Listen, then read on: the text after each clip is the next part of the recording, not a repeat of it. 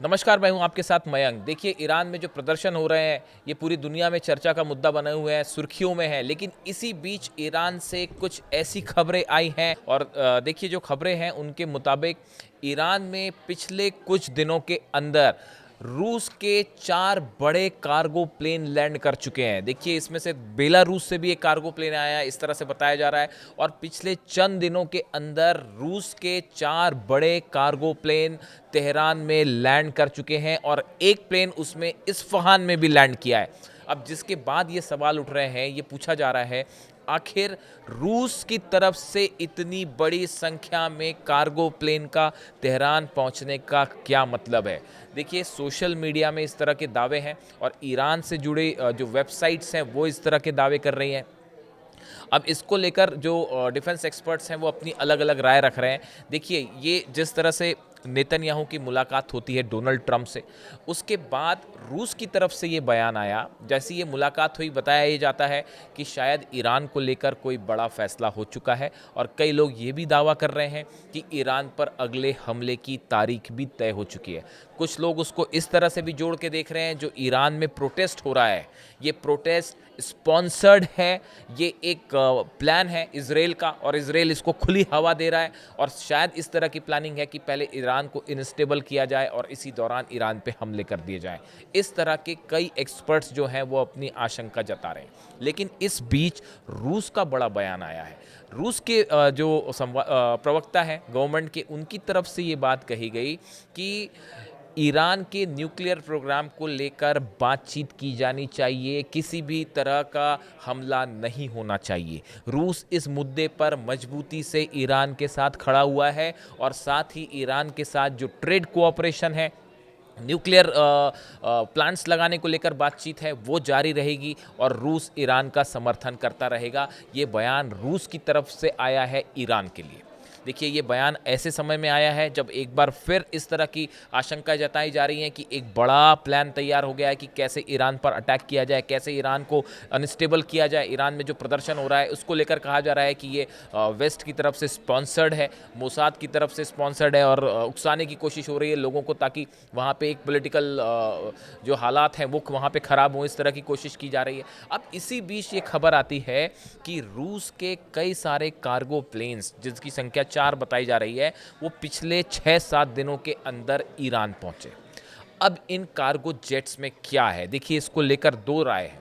पहली राय ये है कि ईरान की जो अर्थव्यवस्था को नुकसान पहुंचा पिछले कुछ वक्त में, देखिए जिस तरह से सैंक्शंस लगे और जिस तरह से ईरान पर प्रतिबंध लगे, उसको लेकर ये कहा गया ईरान की तरफ से कि ये जो सैंक्शंस लगे हैं, ये प्रतिबंध लगे हैं, ये अमेरिका की तरफ से लगाए गए स्नैपबैक सैंक्शंस यूरोप की तरह से लगाए गए। इसकी वजह से ईरान में महंगाई बढ़ी है, इसकी वजह से वहाँ पे जो है इन्फ्लेशन रेट हाई हुआ है और बेरोजगार वाली समस्या ज़्यादा बढ़ गई है। इसके लिए जिम्मेदार अमेरिका है, वेस्ट है।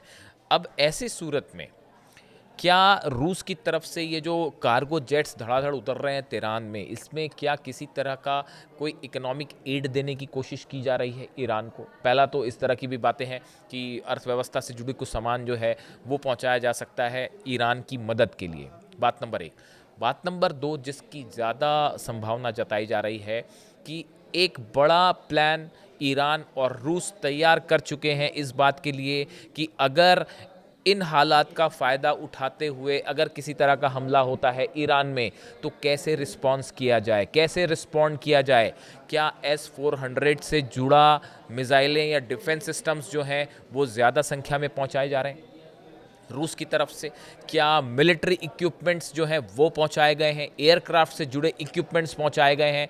क्या मिसाइल और हथियार, गोला बारूद से जुड़ा सामान पहुंचाया गया है? देखिए, यूक्रेन जंग में ईरान ने बड़ी मदद की है रूस की, खासकर ड्रोन के मामले में।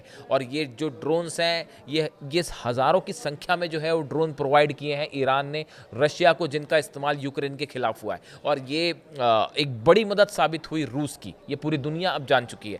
ऐसे हालात में अब वक्त है जब ईरान को ज़रूरत महसूस हो रही है रूस की, और रूस की तरफ से एक प्रकार से बताया जाता है कि ये भरोसा भी जताया गया है और पिछली बार शायद जो मदद रूस नहीं कर पाया वो इस बार मदद करने के लिए साथ खड़ा हुआ है। ये जो कार्गो प्लेन है ये बड़ी मिस्ट्री बन गए हैं। इसको लेके ये भी खबरें आई हैं कि अमेरिका को ये बातें बताई गई हैं रशिया की, कि ये जो इस पर सबकी पूरे दुनिया के डिफेंस एक्सपर्ट्स की नज़र है कि इस घड़ी में जब ईरान में प्रोटेस्ट हो रहे हैं और इस तरह की खबरें हैं कि वहाँ पे जो है वो लोग सड़कों पे हैं, हिंसा का दौर जारी है, इस बीच रूस मजबूती से खड़ा हो गया है ईरान के साथ, पुतिन मजबूती से खड़े हो गए हैं खामेनी के साथ। ये एक बड़ा मैसेज है जो रूस की तरफ से दिया जा रहा है। देखिए ये जिस तरह से हालात पिछले कुछ दिनों में बदले, इसका कनेक्शन कहीं ना कहीं नेतन्याहू और ट्रंप की मुलाकात से भी जताया जा रहा है। दोनों की मुलाकात होती है और ईरान में जो है तेहरान में प्रदर्शन शुरू हो जाते हैं और ये कहा गया, और जिस तरह से खुला समर्थन इजराइल और अमेरिका कर रहे हैं वहाँ पे प्रोटेस्ट करने वालों का, इसको लेकर भी कई आशंकाएं जताई गई हैं।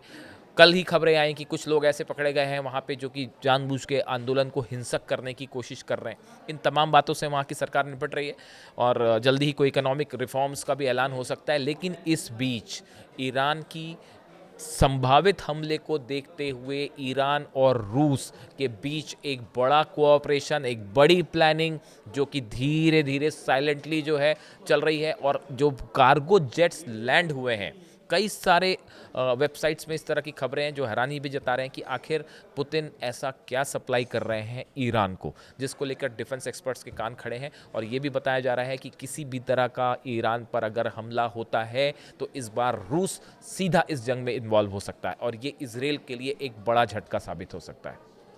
इससे जुड़ा जो भी अपडेट होगा आप तक पहुंचाएंगे। ईरान के हालात पर हमारी नज़र बनी हुई है, वहाँ से जो भी अपडेट आता है वो आप तक फ़ौरन पहुंचाएंगे। Thank you so much.